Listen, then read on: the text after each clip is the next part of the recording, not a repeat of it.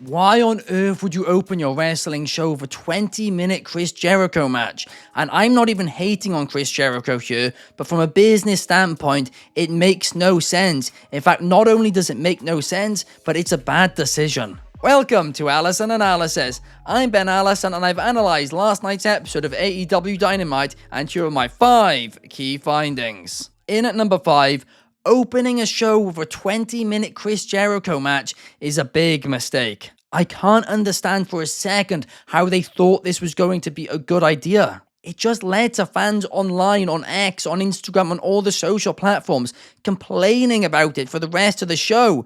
You should start the show with something that makes people want to tune in, not people complaining. And Tony Khan's tweet where he was praising it made it 10 times worse, right? I scrolled through his replies for about 2 minutes. I couldn't find a single positive response. And that's usually never the case with his tweets. I mean, obviously there's always people who make fun of his tweets, but usually the comments are very positive. Here, people were just furious. And I understand the mentality that all publicity is good publicity, but the fact is, in the day where there's this much content to consume, that's not true. It really isn't, right? The fact is, if people are hearing bad things about an episode of AEW Dynamite, they probably just won't tune in. But the thing is, Jericho didn't even look that bad in this match. In fact, I'd go as far to say it's one of his best matches in quite a long time. Him and Orange Cassidy did put on a fun match. But should it have been 20 minutes? No. Should it have opened the show? Certainly not. It should have been towards the end, maybe just before the main event, and it should have gone 10 to 15. In at number 4, Ricochet is having a blast in AEW. Some people leave WWE or leave AEW to jump to the other promotion because they have the grass is greener mentality. They think if they leave a promotion, they'll automatically become a main event star in the other. They'll win tons of championships and their life will be great. Well, guess what? There's a lot of wrestlers and that's not necessarily how it plays out. But with Ricochet, I truly don't believe that's his intention. I really think he left WWE and joined AEW just because he wanted to have these random banger matches, and he's having them, he looks like he's having fun, and I know I'm having fun watching. And him versus Will Ospreay in 2 weeks' time, I'm so excited for it. It is going to be a banger. I'm sure it's going to frustrate some people. Hell, it could even frustrate me. But I just know he's going to have fun doing it. And I've said it before and I'll say it again. AEW sometimes just having bangers for the sake of bangers without a storyline is fine. Why is it fine? Well, it's something that WWE don't do and it makes AEW a bit different. Now, don't get me wrong. You need storylines too, and you need good storylines. And you can't have random matches which aren't very good. If you're going to have a random match, it needs to be a bit of a banger.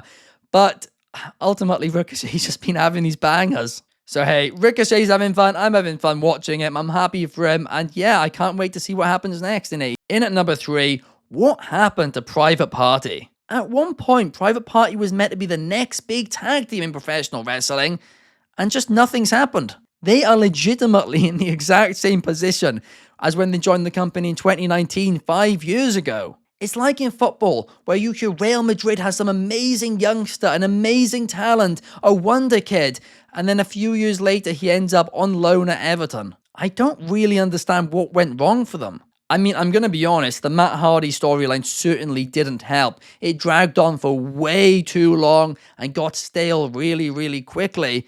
But even since then, they just haven't really been given many opportunities. Despite them looking like complete jobbers in the attack last night, I do think Moxley taking them out could potentially be good for them. It could be the turning point that they need, or it could do nothing and we'll still be in the same place in another 5 years' time. But it could be the turning point, and I hope it is. In at number 2, where is Mercedes Monae? We haven't seen her since All Out. And since then, we haven't seen Daniels and MJF swerve or Daniel Garcia too. It's just a lot of top stars have gone missing at the same time. But at least with all the other names, there's at least somewhat of an explanation as to where they are. They were written off, they were injured, it makes sense.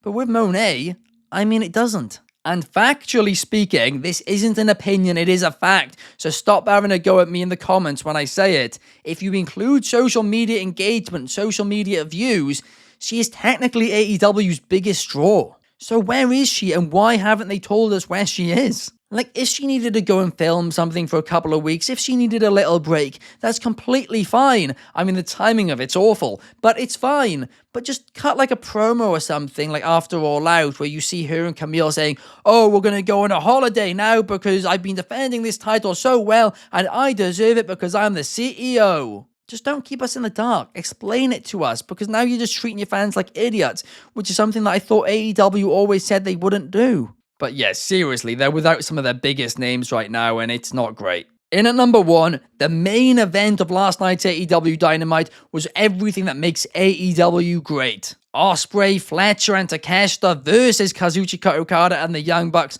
was an absolute blast, and I loved it. And let's be real, with these guys you wouldn't expect anything different. It advanced the storyline between the Young Bucks and Ospreay and Fletcher, while also teasing the tensions between Takeshita and Will Ospreay. It was the type of match which you won't really see in WWE, and some people will complain about it. They'll say there's too many kickouts, there's too many flips, and I see that argument, I do, I'm a story guy personally, but it makes AEW different, doesn't it? And if they just try and be WWE light, they're going to fail. Like, that's just a fact. So they need to do this, because that's part of AEW's identity. It was what part of made AEW great in 2019 and 2020.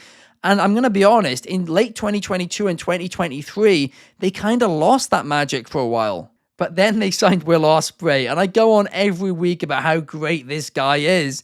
But it's true, right? I'd worry for them if they didn't sign him, because he was such a top signing for them, and he just now has bangers every week on TV. And I don't want to go as far as saying this saved the show, because the Hangman Jarrett stuff was good, the BCC stuff was fine, and also the Ricochet match was fun as well. But I am going to be honest, if it wasn't for this match, I'd have said the entire show was skippable. But this match is definitely worth checking out, but to be honest with you, that's probably the only thing you need to watch. I mean, this wasn't a great episode, if I'm being honest. It really, really wasn't. It was completely skippable. It felt like a filler show. It didn't hype up Grand Slam, I think, well enough. The crowd was a bit dead, and it didn't help that it opened with a Chris Jericho match, and that killed them from the start. Half their top stars are missing, and they haven't explained why.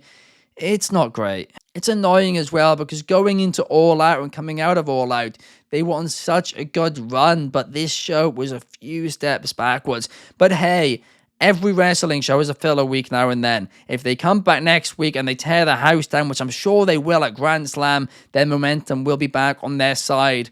But when AEW is in a state like this, where ratings are declining, you can't really afford shows like this. But hey, what did you think of last night's AEW Dynamite? Let me know your thoughts in the comments down below, and please leave a like on this video if you did enjoy. It helps us more than you guys know. I will be back on Saturday morning to talk a little bit of Friday Night SmackDown, so I'll see you guys then. Peace!